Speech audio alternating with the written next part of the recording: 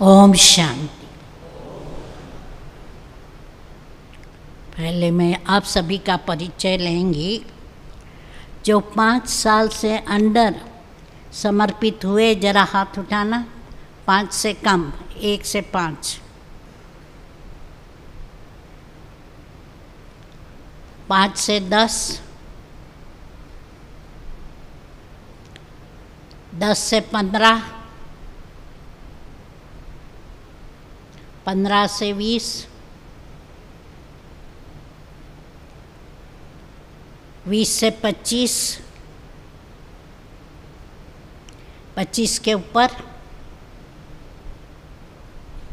थोड़े हैं। अच्छा। तो बाबा के जो 4 विषय हैं उसमें योग का विषय सबसे ज़्यादा महत्वपूर्ण है और थोड़ा डिफ़िकल्ट भी है। डिफ़िकल्ट क्यों है? क्योंकि बाबा का बच्चे हैं जो उनका लक्ष्य हमेशा सेवा में ज़्यादा रहता है।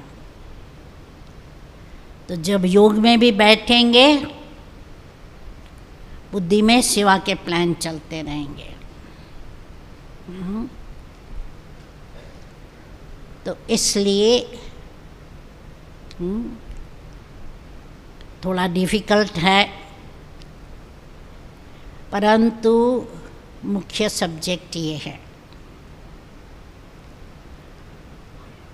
और सिद्धि का लिटरल मीनिंग तो सफलता है, परंतु ज़्यादा हम सिद्धि आध्यात्मिक रूप में इस्तेमाल करते हैं, क्योंकि जो महात्मा जिनको हम सिद्धि स्वरूप कहते हैं, उनमें न सिर्फ योग में सिद्धि प्राप्त की है, परंतु जैसे साईं बाबा जैसे हैं, वो मनवांछित फल दे देते हैं। हम कहते हैं उनके पास सिद्धि है कि कभी भस्म निकालते हैं, कभी शिवलिंग निकालते थे, कभी राम या शिव नाम हाथ में प्रिंट हो जाता था उनके। तो अनेक प्रकार की उनके पास रिद्धि सिद्धि थी। और सफलता हरेक अपने जीवन में चाहते हैं, जो भी प्रोफेशन में है, चाहे प्रोफेशन में है, चाहे इवन गृहस्थी है, माताएं हैं, अपने जो भी इच्छा है उसको सफल करना चाहती है। स्टूडेंट है, समझते हैं हमें स्कॉलरशिप लेनी है। स्पोर्ट्स पर्सन है, समझते हैं हमें गोल्ड सिल्वर मेडल लेना है। वकील है, अपने केस में सफलता चाहते हैं। तो हर एक अपने क्षेत्र में सफलता चाहते हैं। और बाबा हमें कहते हैं विद्धि से सिद्धि होंगी, अर्थात बाबा ने हर कार्य की विधि बताई है। ब्रह्मा बाबा ने सब एडमिनिस्ट्रेशन, मैनेजमेंट आदि की सिस्टम शुरू कर दी थी। कैसे परिवार के रूप में पालना देनी है, टीचर के रूप में पढ़ाई पढ़ानी है, गुरु के रूप में श्रीमत देकर सद्गति करना सिखलाया। तो इस रीत से परमात्मा ने जो भी कार्य करके दिखाया और सिखाया, क्योंकि आज भी जो भी हमारे पास मेहमान आते हैं, जो भी विंग में, वो हमेशा बहुत प्रशंसा करते हैं कि यहाँ का कारोबार कितना विधिपूर्वक चलता है। टाइम पर सब प्रोग्राम शुरू होते हैं, टाइम पर पूरा होते हैं। मुझे याद है जब हम लोगों ने इंटरनेशनल कॉन्फ्रेंस शुरू की, उस समय तो हमारे पास इतनी फैसिलिटी नहीं थी। तो जो इंटरनेशनल गेस्ट आते थे बहुत प्रशंसा करके जाते थे, ये क्या 3000 लोग खाते हैं, सब एक ही टाइम खाते हैं, सबको 10 मिनट में परोसाया जाता है और एक के बाद एक प्रोग्राम कैसे विधि पूर्वक चलता है, किसी को शोर नहीं करना है, किसी को टेंशन नहीं, कुछ नहीं। हमें तो एक साइंटिस्ट जो आया था ज्ञान सरोवर में, उसने पूछा ये मैनेजमेंट कहाँ सीखा आप लोगों ने? मैंने कहा हम लोग कोई मैनेजमेंट स्कूल में नहीं गए हैं और मैं तो डॉक्टर हूँ। मैनेजमेंट कभी कुछ किया नहीं है, ये बाबा ने जो सिस्टम शुरू किए हम लोग फॉलो करते हैं। ब्रह्मा बाबा ने शुरू की, प्रकाशमानी निरादि ने चलाया और हम लोग उस पर चलते रहे। तो क्या है कि इस कारण जो भी यहाँ आते हैं खुश होके जाते। इतने तक एक दो व्यक्ति ने कहा कि हमें यहाँ जितना प्यार मिला है हमें सारी जिंदगी में नहीं मिला, हमारे लौकिक परिवार ने भी इतना प्यार नहीं दिया। और जो भी आते हैं, चाहे ज्ञान सरोवर में, शांतिवन में, जहाँ भी आते हैं, यहाँ तो स्वर्ग लगा पड़ा है, खुश होके जाते हैं। तो बाबा ने सारी सिस्टम शुरू की परिवार के रूप में। यहाँ सबको प्यार मिलता है, पालना मिलती है, पढ़ाई, ईश्वरीय पढ़ाई रेगुलरली पढ़ाई जाती है। और देखा गया है कि बाबा की शिक्षाओं से हम दिन प्रतिदिन आध्यात्मिक प्रगति कर रहे हैं।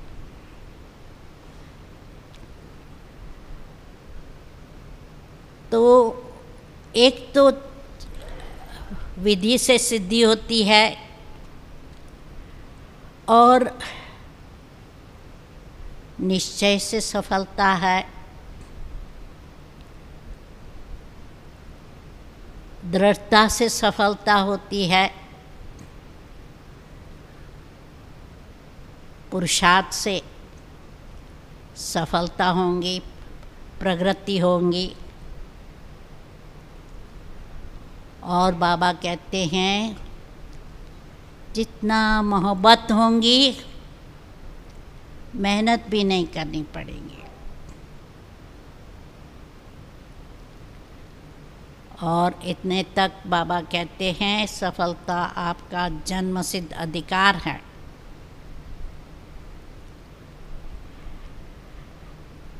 अब योग जो हमारा मुख्य विषय है, वो योग साधना, उसका भी सहज तरीका बाबा ने सिखाया। लोग समझते हैं साधना तो बहुत कठिन है, लेकिन बाबा ने बहुत सहज तरीका सिखाया है कि शुरुआत भल आप ज्ञान मनन मंथन से करो, पीछे बाबा से रूरहान करो, फिर 3 लोक का सफ़र करो फरिश्ता बन के। परंतु हमारी जो तपस्या है, लक्ष्य है कि हम अपनी बीज रूप स्थिति में या ज्वाला रूप स्थिति में रहें। जितने हम पुराने होते जाते हैं और जितना समय नज़दीक आता जाता है, तो हमें ये लक्ष्य जरूर रखना है कि हमें बीज रूप स्थिति में निरसंकल्प अवस्था में बैठना है। विशेष अमृत वेला का जो बाबा ने हमें समय दिया है, क्योंकि 5:30 के बाद तो बाबा कहते हैं कि मेरा समय सब बच्चों के लिए, भक्तों की क्यों लगेंगी, इसलिए ब्रह्म मुहूर्त में सवेरे सवेरे उठकर योग लगाओ।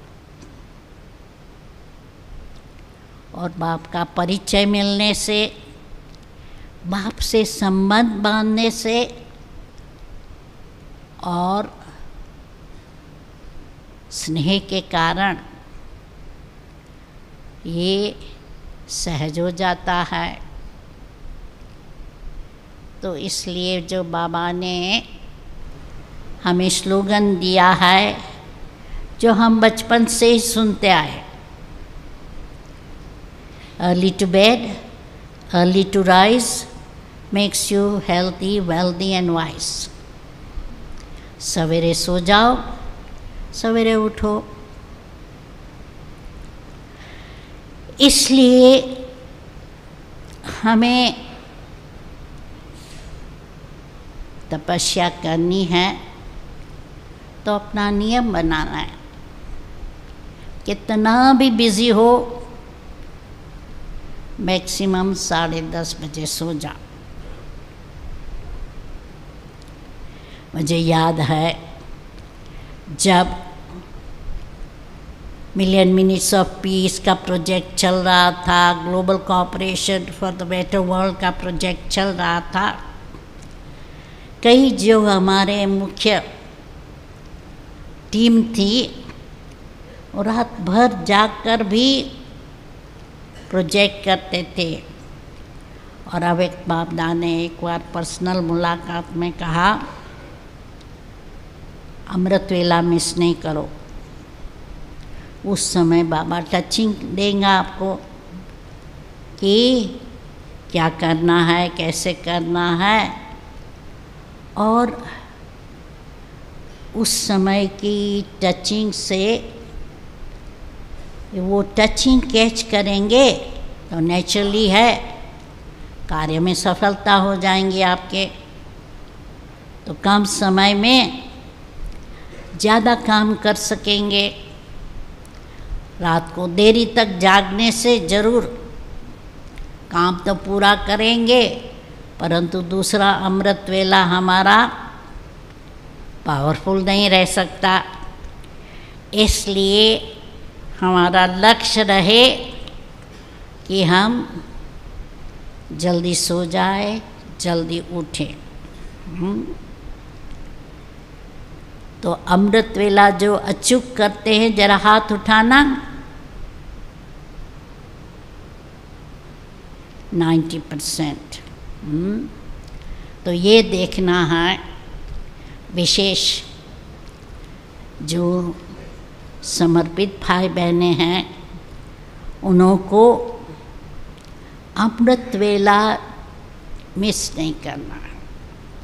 संगठन में बैठकर, चाहे बाबा के कमरे में, चाहे क्लासरूम में, जहाँ भी संगठित रूप में योग करना है, ये जरूर अपना नियम बनाना है। और हमें मालूम है कि सारा दिन हमें देही अभिमानी स्थिति मेंटेन करनी है। देहाभिमान की जो आदत है वो पुरानी आदत छोड़नी है। इसलिए अपने आप को चेक करते रहना है कि मैं हर एक को आत्मिक रूप में देख रहा हूँ, क्योंकि कई बार पुरानी जो आदत है ना, उनको उनके प्रोफेशन के रूप में देखते हैं, उनके जाति यानी कास्ट सिस्टम हमारे पास है, वो जाति कुल को देखते हैं, या ये वीआईपी है, या ये साधारण है, या ये हिंदू है, क्रिश्चियन है। भल करके ज्ञान देने के लिए तो हमें परखना पड़ता है कि किस व्यक्ति है, कौन सी उनको चाहना है, उस अनुसार उसको देना है। पर कभी भी ये ना हो कि ये तो क्रिश्चियन है, ये तो ज्ञान नहीं लेगा, ये तो मुस्लिम है, ज्ञान नहीं लेगा। मतलब ये हमको भेदभाव हमारी बुद्धि में ना होना चाहिए। वो लोग भले समझेंगे कि ये तो हिंदू लोग है, हिंदुओं का योग है, परंतु हमारी बुद्धि में ये नहीं होना चाहिए ये हमारा हिंदू का योग है, वो लोग नहीं लेंगे। वो नेगेटिव भाव ना हो। और हम जानते हैं देहाभिमान के कारण कई विकार आ सकते हैं। उसमें भी मेन हमको ध्यान में रखना है हमारे में ईगो का अंश मात्र न हो, क्योंकि नशा जरूर हो। जब देही अभिमानी है नशा जरूर रहेगा। हम कौन है, किसके बच्चे हैं, क्या बनने वाले हैं, परंतु देभान न हो कि मैं ये हूँ, कि मैं समर्पित हूँ, या मैं पुराना हूँ, या मैं एक्सपीरियंस्ड हूँ। क्योंकि कई बार क्या होता है, ये बुद्धि का घमंड छूटना टाइम लग जाता है। त्याग करना है, परंतु ये बुद्धि का घमंड त्याग करने में सबसे ज़्यादा मेहनत लगती है और ध्यान भी रखना है। क्योंकि जब भी हम कोई भी कार्य करते हैं, निमित्त भाव से हम करता हूँ या मैं करता हूँ, ये बाबा का कार्य है। बाबा करावनहार है, ये याद रहेगा तो मैंपन नहीं रहेगा। क्योंकि बाबा ने मेन बात यही कहा है, मैंपन और मेरापन छोड़ो।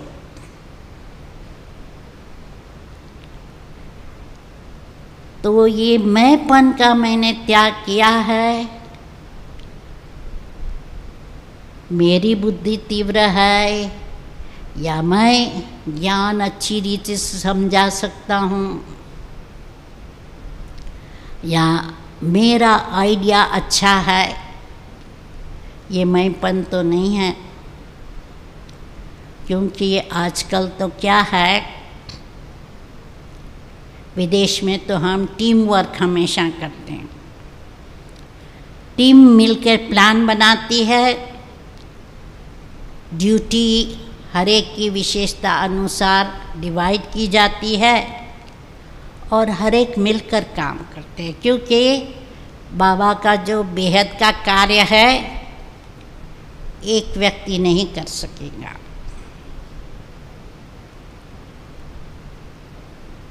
तो एक तो मैं और मेरा, क्योंकि जब नष्टो मोहा होगा तब स्मृति लब्धा बनेंगे। क्योंकि गीता का लास्ट चैप्टर तो यही है ना, नष्टो मोहा स्मृति लब्धा। मेरे शरीर में भी हमारा मोह ना हो। पुरुषों में मोह कम होता है, परंतु हो सकता है।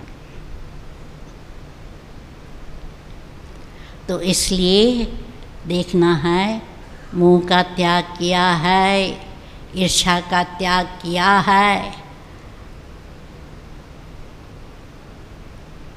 क्योंकि पुराना स्वभाव, मेन बात है पुराना स्वभाव संस्कार। क्योंकि कईयों को कंपेयर करने की आदत होती है, भेंट करने की, और भेंट करके या तो सुपीरियरिटी कॉम्प्लेक्स रहता है या तो इन्फीरियरिटी कॉम्प्लेक्स रहता है। तो ना सुपीरियरिटी कॉम्प्लेक्स हो ना इन्फीरियरिटी कॉम्प्लेक्स हो, ना तो ईगो हो ना तो लेक ऑफ सेल्फ एस्टीम हो, सम्मान की कमी हो। तो अभिमान भी ना हो, सम्मान की कमी भी ना हो। ईर्ष्या द्वेष ये तो, ईर्ष्या भाइयों में कम होती है, मोह भी भाइयों में कम होता है। परंतु देखना है, सूक्ष्म चेकिंग करनी है। क्योंकि जब तक पुराना संस्कार त्याग नहीं किया है योग नहीं लगेगा। और बाबा कहते हैं वैराग्य चाहिए। पुरानी दुनिया से वैराग्य है हमारा।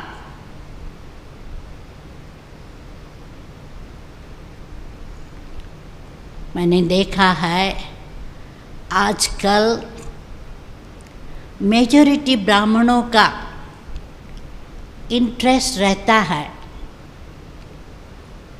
इधर उधर घूमने का, चाहे भारत में चाहे विदेश में। विंग्स की ट्रेनिंग भी बनाएंगे।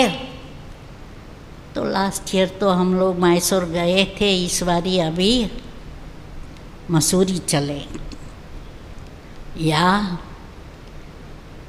कश्मीर चले या जगन्नाथपुरी चले।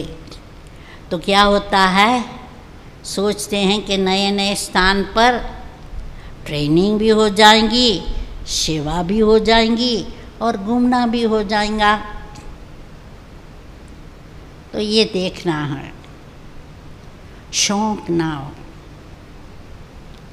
घूमने का, खाने पीने का, पहनने का।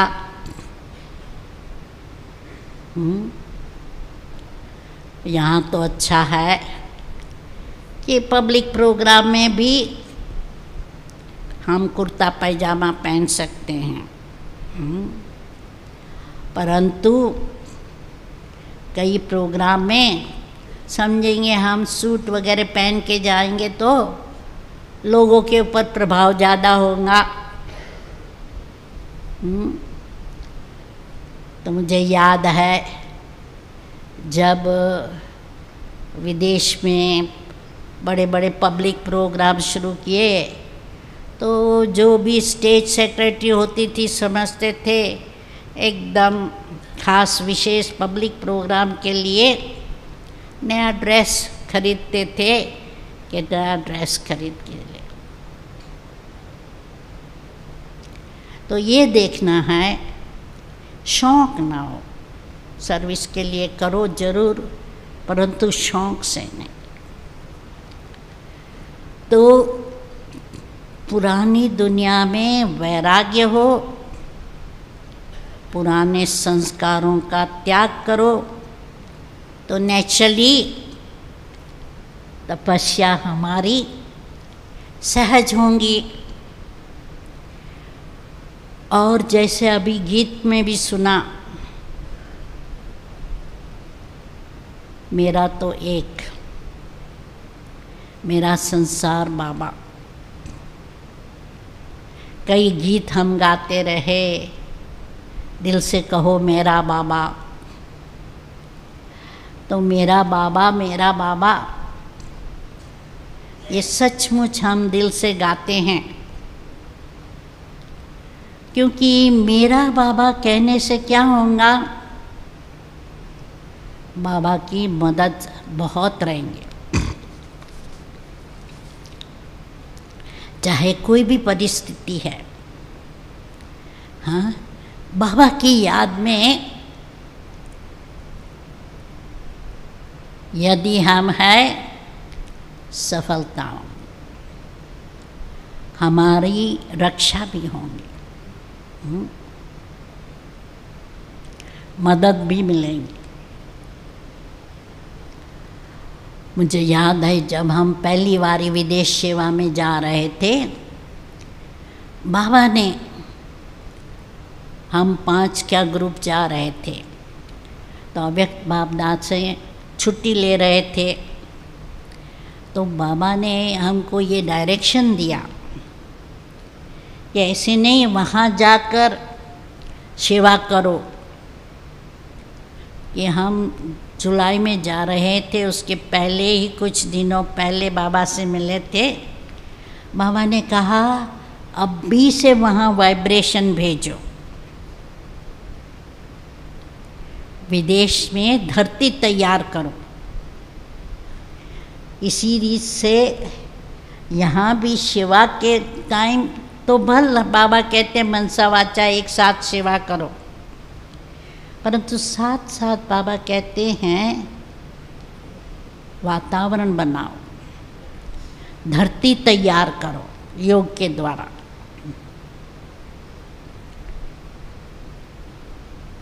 और दूसरा बाबा ने डायरेक्शन दिया कि जब भी बाहर जाओ, कहाँ भी सेवा करने, पहले बाबा के याद में बैठकर पीछे निकलो।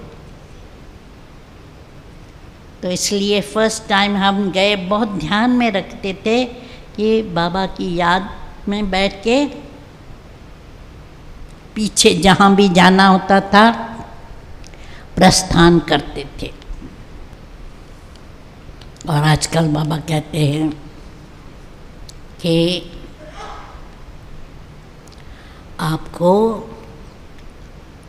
शांति देवा का पाठ बजाना है, शांति का दान देना है। तो इसलिए सिर्फ संदेश नहीं देना है, अनुभव कराना है, क्योंकि जो अनुभव किया होगा वो कभी नहीं भूलेगा। प्रवचन सुना, भूल जाएंगे। और ब्राह्मणों से भी कई लोग एक्सपर्ट हैं प्रवचन करने में। उनकी सभा में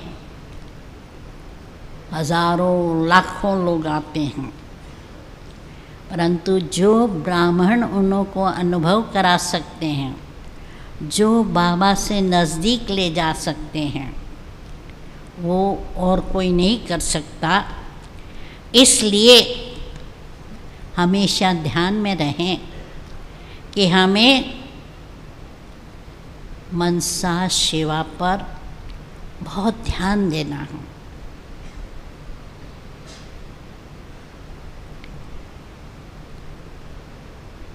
दूसरा, आज भी बाबा ने कहा, एक नामी और इकोनॉमी। तो इसलिए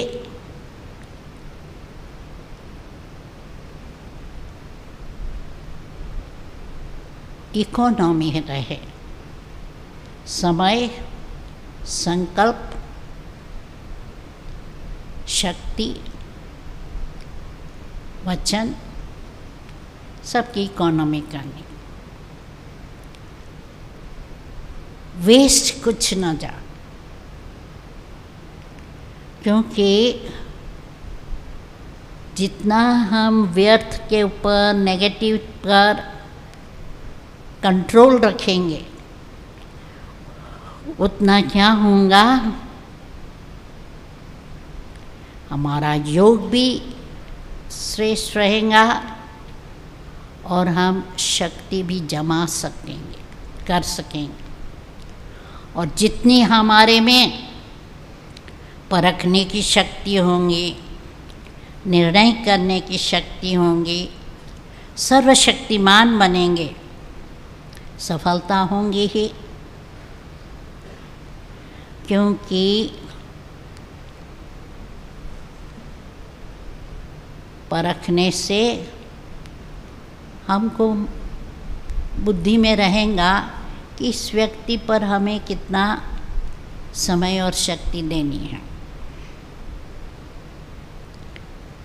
और सर्वशक्तिमान होने से जो मनसा सेवा करनी है, क्योंकि बाबा ने कहा अंत में क्या होगा, वचन से, शब्दों से हम सेवा नहीं कर सकेंगे। हमारे पास भक्तों की क्यू लगेंगी, कोई शांति के लिए, कोई प्रेम के लिए, कोई दया के लिए, अनेक प्रकार के मांग करके भक्त हमारे पास आएंगे। उनको जो शक्ति की आवश्यकता है वो शक्ति हमें देनी होगी। इसलिए हमें ये योग का जरूर ज़्यादा से ज़्यादा अभ्यास करना चाहिए, क्योंकि हम सहज योगी तो है, कर्मयोगी, निरंतर योगी ये भी तो है। तो चेक करते रहना पड़ेगा, क्योंकि अभी बाबा कहते हैं कि अपनी सूक्ष्म चेकिंग होनी चाहिए। सारे दिन में हमने कितने घंटे याद किया, निरंतर में कम से कम बाबा कहते हैं 8 घंटा जरूर याद करो।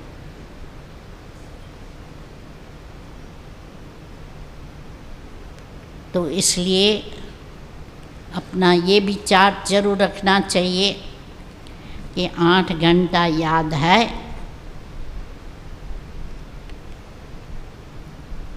एकांत प्रिय है, मैं एकांत प्रिय हूँ, या समय मिलता है तो फ़ोन में बिज़ी लगे रहते हैं या सोशल मीडिया में बिज़ी रहते हैं या सिर्फ सेवा का ही प्लान चलता है। बाबा की याद कितनी रहती है।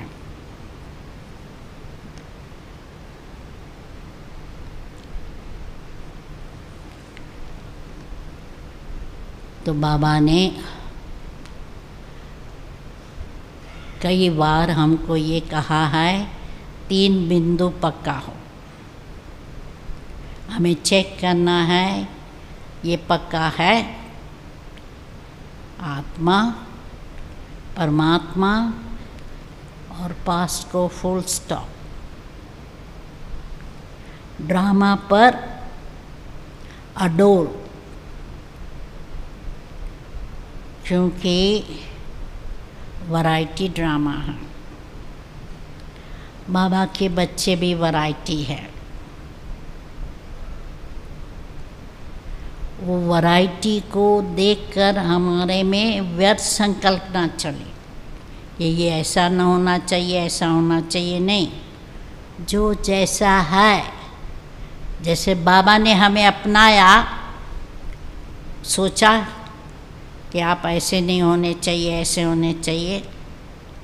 बाबा ने हर एक की स्पेशलिटी देखी और वो स्पेशलिटी को यूज़ किया। मुझे याद है बाबा के सामने जो भी बच्चा आता था, ब्रह्मा बाबा के सामने, सब समझते थे बाबा मैं उनको बहुत प्यार करता हूँ।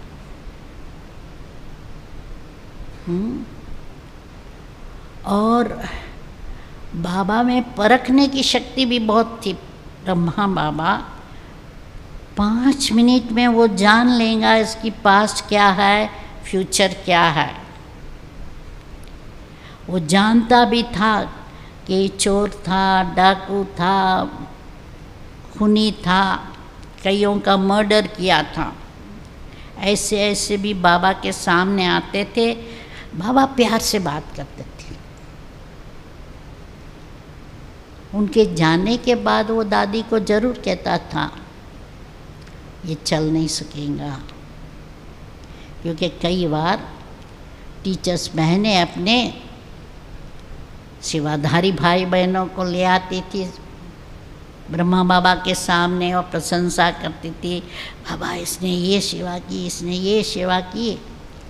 और ब्रह्मा बाबा वो टीचर के और उसके स्टूडेंट के जाने के बाद जो दादी बाजू में बैठी होती थी उसको बोल देता था ये शोई पिक्चर है, दिखाने वाला कुछ करने वाला नहीं है। तो ये परखने की शक्ति थी। सिर्फ लौकिक जवारी नहीं था, पर चैतन्य हीरो को भी बाबा बहुत अच्छी रीत से जानता था और जिसकी जो विशेषता थी उससे प्यार करता था। क्योंकि हमारे टाइम में एक भाई था, मुरली नहीं अटेंड करता था, पर वो कपड़े का थोक व्यापारी था या शॉपिंग में होशियार था। तो बाबा उनको वो काम देते थे कि क्योंकि यज्ञ में तो थोक बंद कपड़ा चाहिए था, इतने लोगों को खिलाना पिलाना कपड़े देना। तो उनकी विशेषता देकर उसको प्यार करते थे। उसको फील नहीं होता था कि बाबा मुझे प्यार नहीं करता क्योंकि मैं रेगुलर मुरली स्टूडेंट नहीं हूँ। तो बाबा ने हम सभी को कैसे जीता? प्यार से। ज्ञान भल दिया, पर बाबा का, दादियों का, बहनों का यदि प्यार ना मिलता तो आप चल पाते थे? आप ही अपने आप से पूछो। प्यार ने हमें चलाया, क्योंकि बाबा ने जो है जैसा है वैसा अपनाया, उनसे प्यार किया। तो ये देखना है हमारा आत्मिक प्यार हर एक के साथ हो, कोई भी है कैसा भी है। और उसके साथ साथ बाबा कहते हैं हर एक के लिए शुभ चिंतक बनो, शुभ भावना रखो। पास का देखकर नहीं कहो भाई ये तो ऐसा ही है, वो कुछ बदलने वाला नहीं है। क्योंकि यदि मन में ये रखा ये 10 साल से ऐसा ही रहा है, बदलने वाला नहीं है, तो शुभकामना हुई या श्राप हुआ। तो इसलिए शुभकामना रखो, ये बदलेगा। जितनी हम शुभकामना रखेंगे उतना उनको हम मदद कर सकेंगे। तो इसलिए उनके प्रति शुभकामना भी हो और रहम की भावना भी हो। किसी से भी नफरत की भावना न हो, घृणा न हो, वैर न हो। क्योंकि जब प्यार है, आत्मिक प्यार है, आत्मिक भान है, तो प्यार होगा। तो इसलिए प्यार से सेवा करो और योग का अभ्यास करते रहो। मन बुद्धि पर पूरा कंट्रोल हो। बाबा ने बीच बीच में हमें एक्सरसाइज दी है, साकारी से ऑर्डर करो मन को, आकारी स्थिति में ले जाओ, आकारी से निराकारी स्थिति में, वतन में ले जाओ। और देखो कितने समय में हम फुल स्टॉप दे सकते, चेकिंग करनी पड़े। तो जितना हम वेस्ट पर कंट्रोल करेंगे तो नेचुरली समर्थ बनेंगे। यदि व्यर्थ है, समर्थ नहीं बन सकेंगे, और समर्थ नहीं है तो सिद्धि को प्राप्त नहीं करेंगे। इसलिए वेस्ट को कंट्रोल करना है और अपने आप को हल्का रखना है, चिंता ना हो। क्योंकि जब निमित्त भाव है और निश्चय है कि सफलता होनी ही है, तो चिंता क्यों?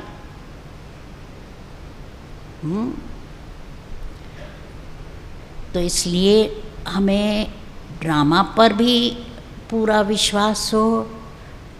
जो हुआ अच्छा हो, जो हो रहा है अच्छा, जो होगा और भी अच्छा। जब ये ड्रामा पर हमें पूरा निश्चय होगा, फ्यूचर की क्यों चिंता होंगी। इसलिए भविष्य की जरा भी चिंता ना हो, तो हल्के रहेंगे, और जितना हल्के रहेंगे उड़ते रहेंगे। तो अभी उड़ती कला का समय है, इसलिए सेकंड में यहाँ के सब बंधनों को तोड़ बाबा की याद में उड़कर बाबा के पास वतन में पहुँच जाओ। ये अभ्यास करना है कि जैसे भी हम बैठे बाबा की याद में, उड़कर ऊपर पहुँच जाए। ये अभ्यास हो। क्योंकि जितना हम योग का अभ्यास करेंगे, बाबा ने जो हमको प्रैक्टिस बताई है उसका अभ्यास करेंगे, तो क्या होगा,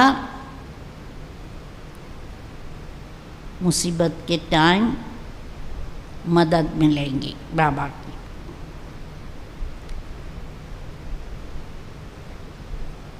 तो हमें मालूम है योग के द्वारा ही हमारे विकर्म विनाश होंगे,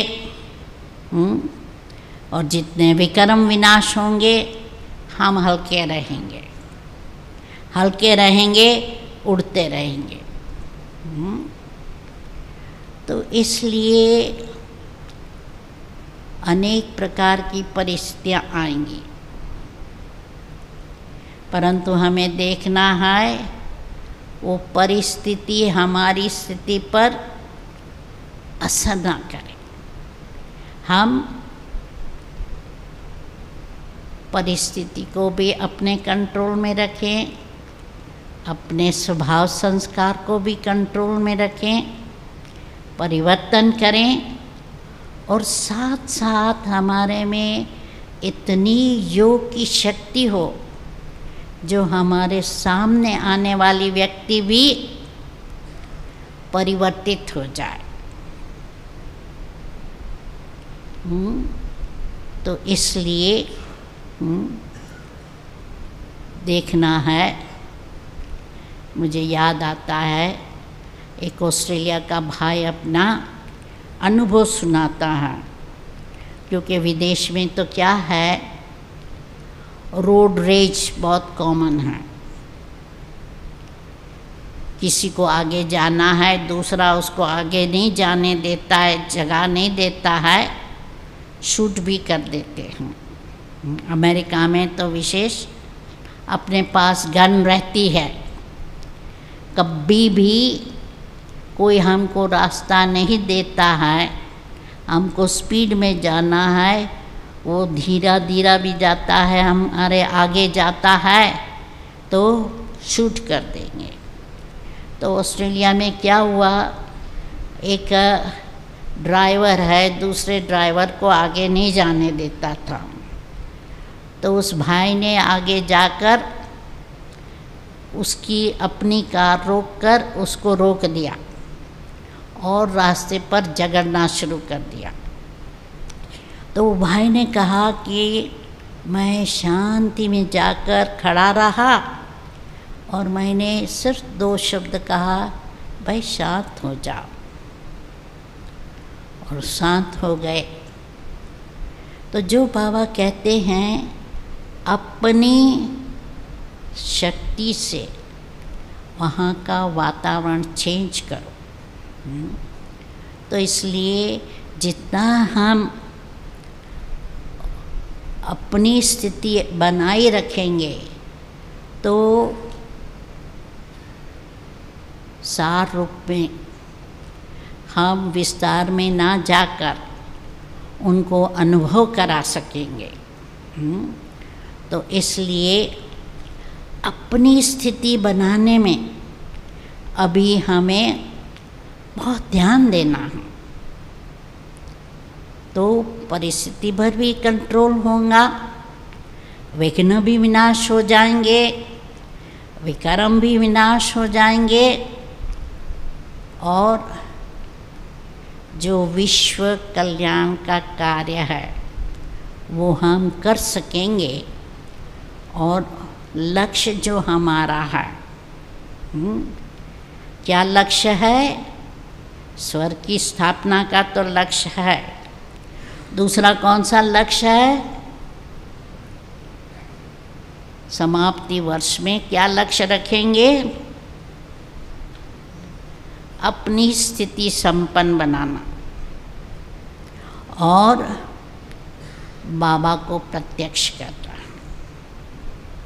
और बाबा को प्रत्यक्ष कैसे करेंगे?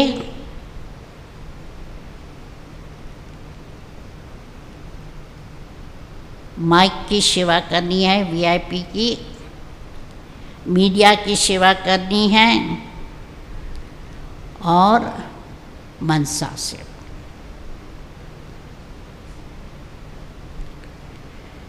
ये 3 प्रकार की सेवा करेंगे तो बाबा को हम प्रत्यक्ष कर सकेंगे। तो इसलिए मनसा सेवा का भी हमें बहुत ध्यान रखना है, क्योंकि वीआईपी की सेवा तो सब नहीं कर सकते हैं, उसके लिए भी जरूर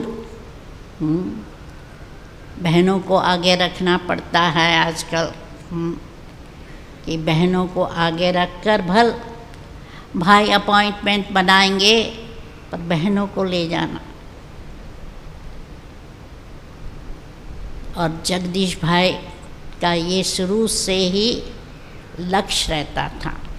कहाँ भी सेवा करने जाते थे, एक न एक बहन को ले जाते थे, बहन को आगे रखते थे, बहन को भल ट्रेनिंग देते थे खुद, परंतु बहनों के लिए बिगर वो कहाँ भी नहीं जाते थे। तो इसलिए इतनी नम्रता हमारे में हो कि हम छोटी छोटी बहनों को भी आगे रखें। रमेश भाई की भी ये विशेषता थी कि चाहे मुरली सुनाने वाली नई नई 2-4 साल की ज्ञान में बहन होंगी, चाहे 20-25 वर्ष की कुमारी होंगी, पर उसकी मुरली में बैठकर सुनते थे जरूर। तो इसलिए जितना हम इतनी नम्रता धारण करेंगे तो क्या होगा,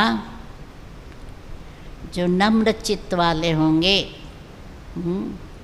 भल औरों के आगे झुकेंगे, परंतु सबकी प्रशंसा के लायक मनपसंद बन जाएंगे। तो इसलिए जितने गुणवान होंगे इतने नम्र चित्त बनेंगे। जैसे कहते हैं ना, वृक्ष की डाली में जितने ज़्यादा फल होंगे वृक्ष की डाली झुकेंगे। तो जितने हम नम्र चित्त बनेंगे हम झुकेंगे, और जितना झुकेंगे और भी हमारे सामने झुकेगा। जितना हमारे में ईगो होगा, क्या होगा, ईगो से ईगो टकराएगा। इसलिए बाबा ने बहनों को क्यों आगे रखा कि बहनें नम्रचित्त है। और उसमें भी मैंने देखा, हम लोग 80s में जब इंटरनेशनल कॉन्फ्रेंस हो रही थी, दादी प्रकाशमणि के सामने हम लोग थे। हम लोग विदेश से काफ़ी लोग आए थे, इंटरनेशनल कॉन्फ्रेंस थी। उसमें एक अफ्रीका के गुरु आए थे। तो दादी ने क्या किया, थोड़े विदेशियों को उनके सामने बिठाया। वो जगत गुरु था। तो वेदांती बहन अफ्रीका की थी, तो उसने जरा गुरु की प्रशंसा शुरू की। तो गुरु जी, जगत गुरु सुनते रहे। फिर जगदीश भाई आया, उन्होंने ज्ञान देना शुरू किया कि हम ब्रह्मा कुमारी ऐसे मानती है, ऐसे मानती है, ऐसे मानती है। और हमने देखा वो गुरु जैसे इंटरेस्ट नहीं है, ऐसे अपने को ब्लैंक करके बैठ गया। तो इसलिए मैंने देखा कि बाबा ने बहनों को क्यों आगे रखा, क्योंकि बनारस में बाबा ने गुप्ता जी को खास भेजा था। कानपुर के गुप्ता जी खास बनारस गए कि साधु संत महात्माओं की सेवा करें। परंतु जितना अभी बनारस में बहनें सेवा कर रही हैं, या जितना प्रेम बहन ने सेवा की हरिद्वार में, ऋषिकेश में, साधु संत महात्मा की कैसे प्रेम से उनको रिगार्ड देकर महात्मा जी करके भोजन खिलाया, मधुबन ले आई और सेवा की। और जब इंटरनेशनल हिंदू धर्म सम्मेलन यहाँ हुआ, क्योंकि 60s में हम लोग राखी बांधने जाते थे ना, सन्यासियों को कहते थे हमने अपनी बहनों को छोड़ा, हम क्यों आपसे राखी बंधवाएंगे, आप हमारी बहनें थोड़ी लगती है। और 80s में दादी के सामने हिंदू महाधर्म सभा का सम्मेलन हुआ, हिंदू सम्मेलन, धर्म सम्मेलन। दादी ने ओम शांति भवन का स्टेज बढ़ाया, हर एक गुरुओं को एक लाइन में बिठाने के लिए, और उन्हों के कमरे में जाकर उन्हों को पूछती थी क्या है, कैसे है, सब ठीक ठाक है, खाना पीना ठीक है, ये है। तो उस सम्मेलन में एक साध्वी ने, एक सन्यासी ने कहा ब्रह्मा कुमारियाँ अच्छी है परंतु उनको संस्कृत का ज्ञान नहीं है। वो संस्कृत का ज्ञान होना चाहिए, शास्त्रों का ज्ञान होना चाहिए। तो एक साध्वी ने उसके बाद जो भाषण किया, कहा ये संस्कृत नहीं जानती परंतु सांस्कृतिक है, कल्चर्ड है। तो क्या है, और जो साधु सन्यासी कभी भी ब्रह्मा कुमारियों से सुनते नहीं थे, देखते नहीं थे, वो साधु सन्यासी क्या करने लगे, दादी जी को कहा दादी जी, दादी माँ आप हमारी माँ हो, बहन हो, जो भी कुछ हो, आपको कोई भी तकलीफ़ हो, हमारे 60,000 फॉलोअर आपको मदद करने आ जाएंगे। तो कितना परिवर्तन हुआ, क्योंकि दादी इतनी नम्रचित थी और नम्रता से उन्होंने सबका दिल जीत लिया।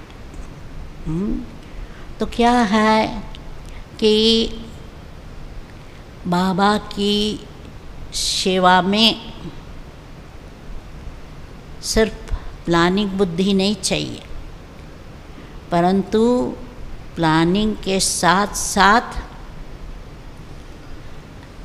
धारणा युक्त योगी बहुत ज़रूरी है। सो पवित्रता सिर्फ ब्रह्मचर्य नहीं परंतु संपूर्ण निर्विकारी। जैसे बाबा ने कहा निराकारी, निरहंकारी, निर्विकारी, ये तीनों स्टेज बहुत ज़रूरी है। वो जितना हम धारण करेंगे उतना सफलता जरूर पाएंगे। ओम शांति।